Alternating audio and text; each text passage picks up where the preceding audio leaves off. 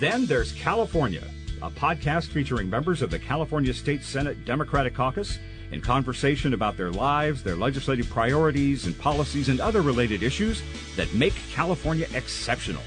From the state capitol in Sacramento, I'm Brian Green. This is our 10th episode of Then There's California.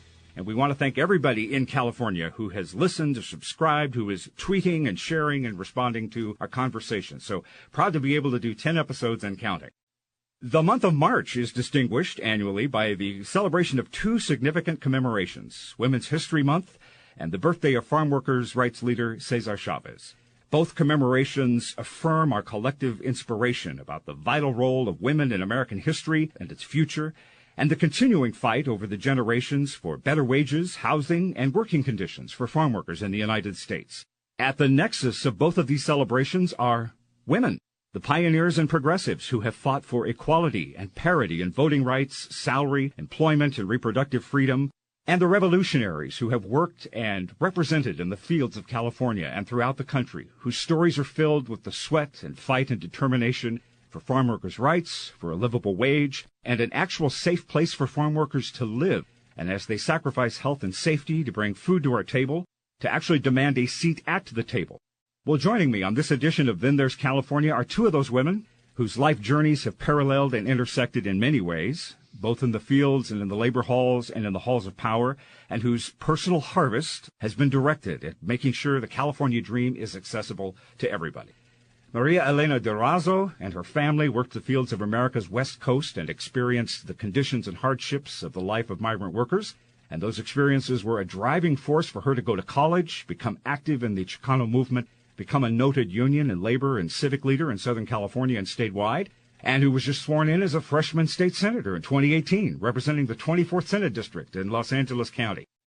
And oh my God, how do I begin even to capture in just a few sentences the life and legacy of Dolores Huerta, a legendary farm labor leader who co-founded the United Farm Workers Union with Cesar Chavez and who was instrumental in its historical, successful labor actions.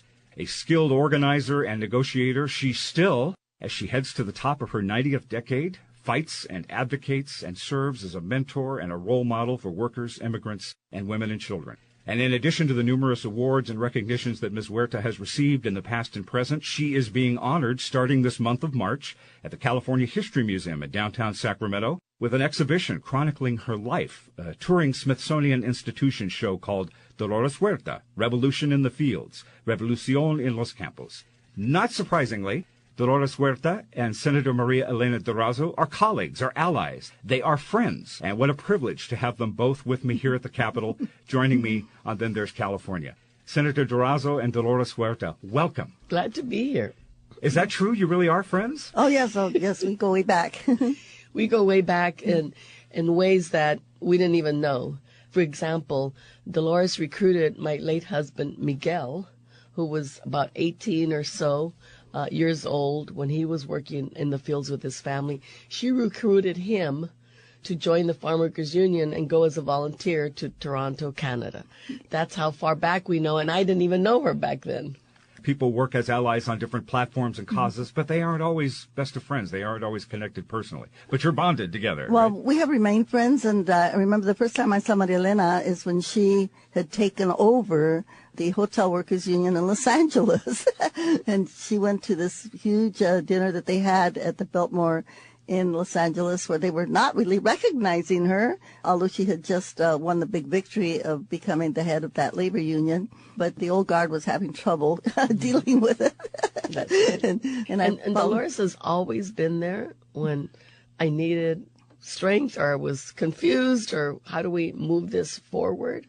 And so I count on her personally as well as an organizer, because I know she brings everything to the conversation. She's a mom, she's a grandma, she's a strong woman. I mean, she has all the pieces that you would want in a friend.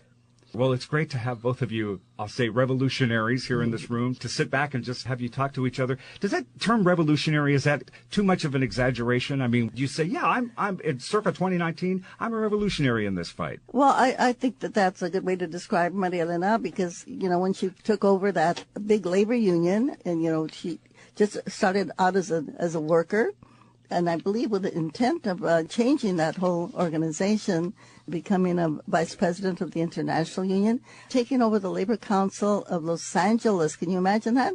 And being able to manage that for many, many years. We have different labor unions, different points of view, different feuds within the labor movement, and she was able to manage that for many, many years successfully. And I think it's just wonderful that now she's here as part of the Senate because she has such great experience in dealing with all of that and making the Los Angeles Central Labor Council a powerful force when it came to elections. Because Miguel Contreras, she mentioned her late husband, he actually started within the labor movement a movement where they didn't have to depend on anybody for funding for the political work that they did, but they just instituted it within the labor movement itself, and I think set up a model for all areas, and they created a strong political force, which Maria Elena directed. And the impact is, you can see it here in Sacramento with all of the Latinos that have been elected and pro-labor legislators that you have here at the state capitol. You know, revolutionary is exactly what we should all be about. Mm-hmm. That means that we want change. It's not enough to say, well, 40 or 50 years from now, let's go slowly, slowly, slowly. It's you want to push as hard, because even with the push, look how long it takes to win the rights. And if you stop pushing, if you stop being revolutionary, then things happen like Donald Trump getting elected. Things happened like trying to take away women's rights. I mean, that's just shocking. So unless, and this is the example that Dolores gives all of us, is you got to keep pushing to defend your rights and to move forward on those rights. Women still don't have all the equality that we should have as full human beings. So it's just, she's a constant reminder on all fronts. And also being revolutionary is not being siloed into one issue area. You'll see Dolores pushing on the environmental front, on the women's front, on the labor front, you name it, and LGBTQ. She's there. And what's revolutionary is she and Cesar were doing it decades ago before it became sort of trendier. Ms. Huerta, you have not held government elected office, but your father did. He was a legislator in New Mexico, so it's in your blood. But you were the head of a union. You are a leader. You know this building here at the Capitol like the back of your hand, I'm sure. And Senator, of course, this is your first elected office, but you've served on commissions appointed by L.A. mayors and the California Coastal Commission. You've both advocated at the state and local level. Where were those other areas in your life where you saw yourself having an influence, making a difference that you weren't necessarily planning on, but your own presence, your own force of nature really made that difference, even if that wasn't part of your agenda initially? Well, I think our agenda is human rights. Our agenda is social justice, equality for everyone. We know today there's going to be a rally here in Sacramento, Equity on the Mall, to talk about the health issues. And I think that people have to just kind of be reminded, and I want to just refer for a moment to the labor organizations. Labor organizations were one of the first organizations that had health plans for their members. Luckily, with the Affordable Care Act, thanks to President Obama, more people now have access to health care, but we know that we still have a long way to go. And so when we talk about the issues of health care, when we talk about LGBTQ issues for our community, when we talk about the criminal justice issues, I know right now there's a big firestorm here in Sacramento because the police that killed Stephen Clark are off and there's not going to be any punishment for them, it looks like. And so these are the things that cry for revolution. It would think that, both of us, I go back to the 60s and thinking of the things that we fought for and won, and to think that we're still having to fight those same battles again. This means that the revolution has got to be a constant struggle. It's not here and gone, it's continuous. One of the things that's so important about Dolores's history, and it's the reminder to me of why do I do what I do. I grew up as a migrant farm worker, and for a few years I went to college, but then I went organizing hotel housekeepers and dishwashers and cooks, and they taught me as much as I hope I was able to teach them, and that is that they are full human beings. They deserve health care. They deserve good wages. One job should be enough for any human being to be able to support their family. And so those are the things that constantly reminded me, not only being a farm worker reminded me, but being a housekeeper, next to housekeepers who just battled and battled, that one by one organizing, which Dolores does now through the foundation, that's powerful. And it's not just the rallies. It is that really hard work every single day. That's what adds up to revolution, not just the sort of rah-rah stuff. Mm-hmm.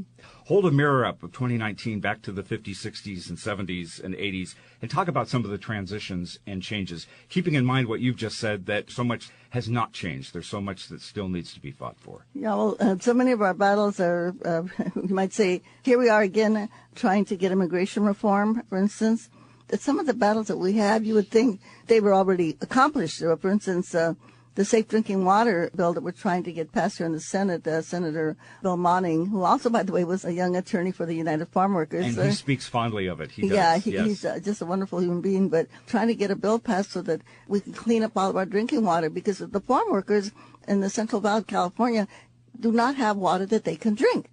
They are paying water bills, but at the same time, they have to buy the water so they can drink. My own daughter, she has to pay $200 a month for her water bill, but she can't drink the water. She's got to buy water because she can't drink the water that she's paying $200 a month for.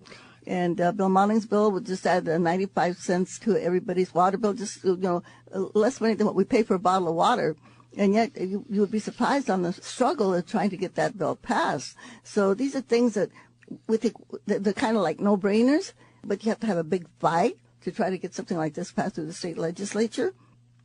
Again, when we talk about farm worker rights, here we are, farm workers are still today in many parts of the country, the United States of America, they don't even have the rights that we accomplished back in the 60s and the 70s for farm workers in the state of California, and that is a shame. And then the other big issue that my foundation is working on is just education.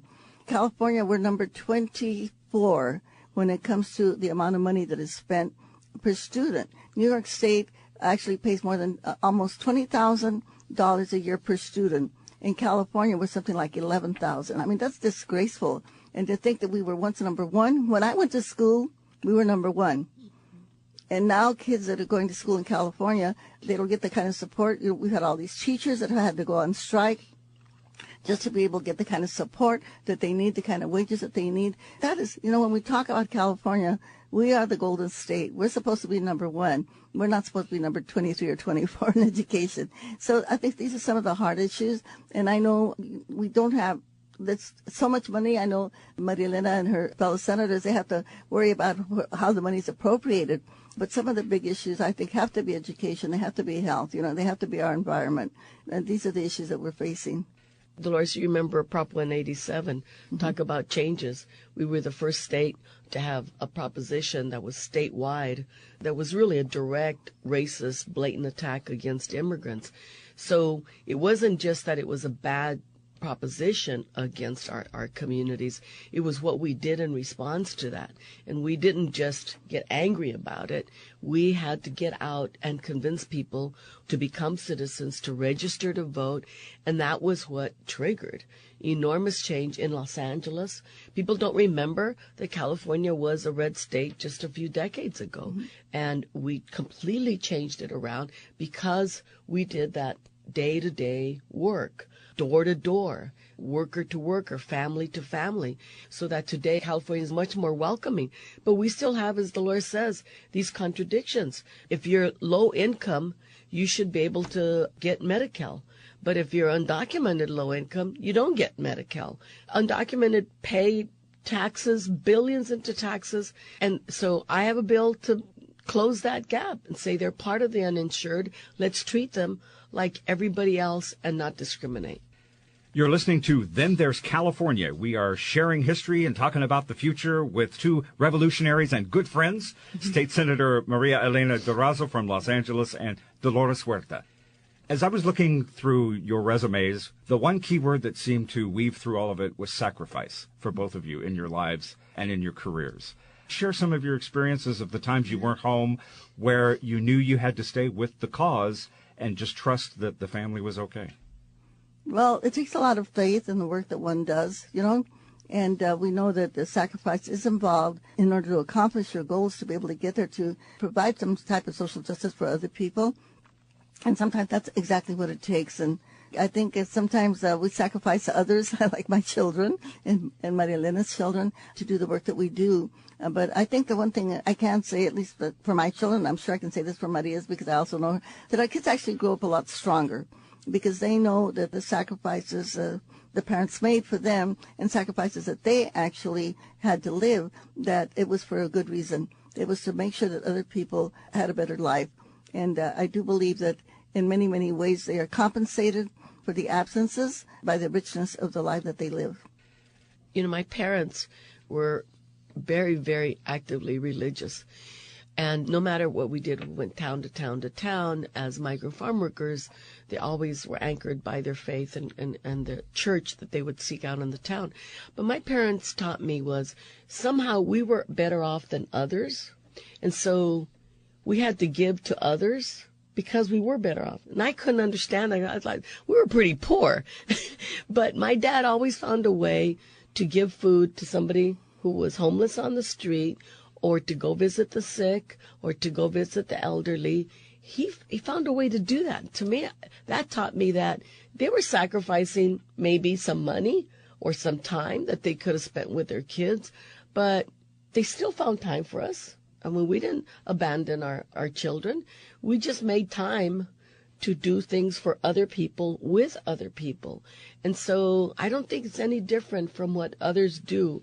You know, if you volunteer for the good of the community, we all do that.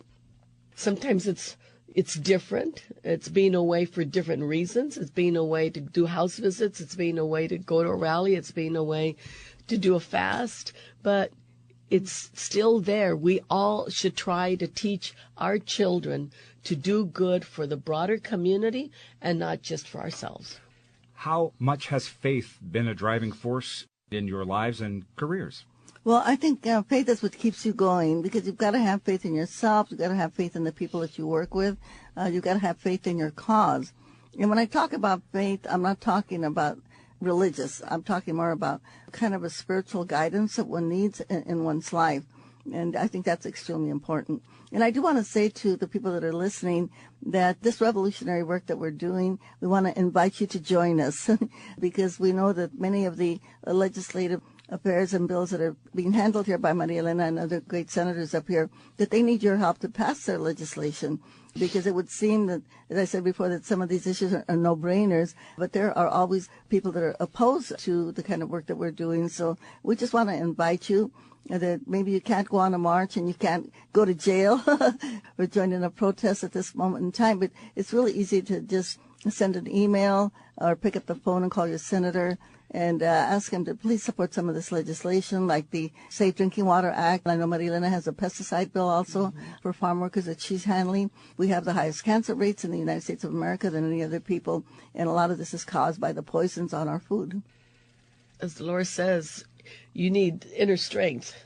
You need inner strength to keep you going day by day. And that we get also from our parents and from others around us. If you don't have that inner strength, how can you come to a country that you don't know the language and work really, really hard every single day without that faith? How are you going to get through all of that? How are you going to get through the abuses? How are you going to get through and convince yourself that you're far more than what the boss says you are? You're a strong human being. So we got to find that. Each one of us has to find that. And that is the best, and the best way, that's faith. Young Latinos and Latinas of the 21st century have the bounty of so many opportunities which they deserve that their families didn't have. Education, career, but their aspirations and goals are different than their parents. They honor their past, but it's not their future. And they're not coming back home. They're not coming back to their communities, like perhaps even their parents wish they did. How do the parents of these young people feel? Is their community lacking because not all of them are returning home, but they are continuing their path forward? Well, we know that there's a lack of opportunities, like, for instance, in the Central Valley of California. And so that's why some of the young people that do go to college leave and don't come back, because there just aren't employment opportunities for them. Although we've made a lot of progress in terms of the Latino community, and I'm going to just throw in the African-American community, there's still some very startling statistics. For instance, if you look at the UCLA, the number of Latinos on that campus are still very small. If you look at the number of African Americans, it's startlingly small. We only have like maybe 3% of the population of UCLA are African American. And when you talk about Latinos, I think it's something like maybe 8 or 9%. And when you think of the browning of America, and you look overall throughout the whole United States of America, these educational statistics are not good at all. And so before we had Proposition 187, Proposition 209, when we had affirmative action, two of my sons, one of them is a doctor, family practice doctor. My other son is an attorney. They were able to get into college through affirmative action. And that door has been shut down pretty much. And so all over the United States of America, you see these startling statistics. At the same time, when you look at our prison population, which has just increased tremendously, my foundation, Dolores Huerta Foundation, we are attacking the school-to-prison pipeline. And we are trying to stop these statistics because we have so many of our young people of color that are being expelled and suspended. And we had to sue our local school district because they had suspended over 2,000 students in a year and a half, almost 2,500 kids. Because of that lawsuit, we have now stopped the suspensions from over 2,000 to 26. But these are all students of color, hundreds of times higher than the white students. But this is happening all over the United States of America. How does this happen? How do these situations kind of creep up on us? And then we find that we have a big, huge battle to try to stop this, So these are the things we have to look at. It's wonderful to look at the successes, but then we have to look at the issues that are still underlying and prevalent in these situations. Well, we want our children and our youth to be successful. We want them to find careers in entertainment, in medicine, in all sorts of industries. We want that. So no parent can say, I feel terrible that my son or daughter succeeded. But we also want them to have a consciousness about how in that career they can contribute back to the needs of our community. We want them to be spokespersons for the issues that Dolores just talked about. We want them to be active. You can be an actor, you can be a doctor, you can be a lawyer, and be active on the issues and not sacrifice your career or your educational process. And it's coming back to say, not only I can do it to be a role model, but more importantly, use your clout and build more clout so that our kids all have the same opportunities that you did. My two sons and my granddaughters are going to be better off only because the previous generation fought for them. And that's how it's been generation after generation. The Me Too movement, sexual harassment, and even the issues around feminism. I know the labor community was not immune in any way from sexual harassment or discrimination or machismo any more than the political or the entertainment or the education world has been. Ms. Huerta, in the early days, you were saying, how do I face this sexism? What do I do so I can be respected at my job? I want to hear from both of you about that. Well, I'm hoping we're seeing an end to sexual harassment. I'm glad that the Me Too movement brought this to the forefront because I think we as women is something that we've had to face throughout our entire lives. In the past, we had to keep quiet about it. Thank goodness now people don't have to keep quiet. People are coming out and they are facing the issue head on. We've got to start teaching our little boys how to respect women. There's over 100 women every day that are killed by some partner or someone that they know every single day in the United States of America. And it just comes back to the fact that young men, little boys are not taught that, number one, women are equal and that you have to respect women. We have to get rid, as you mentioned, the machismo syndrome, this machismo culture, this culture of violence that we live in. This is the 150th year of Mahatma Gandhi's birthday. That's right. And so if we can think about creating a culture of nonviolence, and of course Cesar Chavez, who was our great leader, this is what he did. He fasted for 36 days, to get rid of the whole culture of violence. But I think this is one way that we can end machismo once and for all, so that all people are treated equally. I would just add that we also need to make sure that in the schools, in the workplaces, that there's not a sense of more power for some than there is for others. When you don't feel you have the same level of power or rights, then you hold back. You fear retaliation. You fear something will happen if I speak up. So I think it's really important that we have a sense of the freedom to be able to speak out. And that's one of the reasons I love the labor movement so much, is because when you're collectively stand together, then it's not about one person versus the power of an employer. It is about collectively, you stand for each other, you stand with each other. And I think that sense of collective strength is something we can do at a much younger age. And that equality is what I think gives everybody the confidence and the pause to say, I can speak up if there's something wrong. That's what we have to add to the Me Too movement. You mentioned Cesar Chavez, Ms. Huerta. Let's talk about Cesar Chavez. We will celebrate his birthday again with a state holiday at the end of this month. What would Cesar Chavez think about this celebration? I have to say he hated it. He just hated every time it was with Cesar once and people were shouting, Viva Chavez, and he was cringing. And I said, what's the matter, Cesar? He said, I just hate that. I just hate that. I mean, Cesar wanted to empower people. I think that's what we as organizers do. It's not about empowering oneself. It's about empowering other people. My son says, Ricky says, Mom, it's not about icons. It's about I cans. And I think that's what the labor movement is about. It's about empowering working people and respecting working people, giving them their place in society. Senator, I know Ms. Huerta worked side by side with him for so many decades. Your perspective on him? Well, he would be there with the people who are hurting the most, the people who are fighting back. That's what he would be doing. It would be a continuation of what he did his whole life. That's what he did for the rest of us, is that he was there in the moments that were the most difficult, when we were most under attack. That's when he was there with us. He'd be doing that today. Ms. Huerta, I read somewhere recently, Dolores Huerta was Cesar Chavez's right hand, but she could also be the greatest thorn in his side. And I laughed when I read that. What do they mean? Well, it was wonderful working with Cesar because we could often disagree and have great arguments, and sometimes he won and sometimes I won. But the thing is that regardless of how fierce the arguments were, we were on the same page in terms of what we were trying to accomplish for farm workers. So he was a genius. He never went to school. He went to 8th grade only, but that shows that people who don't go to college, they have a lot of brains and a lot of genius in them.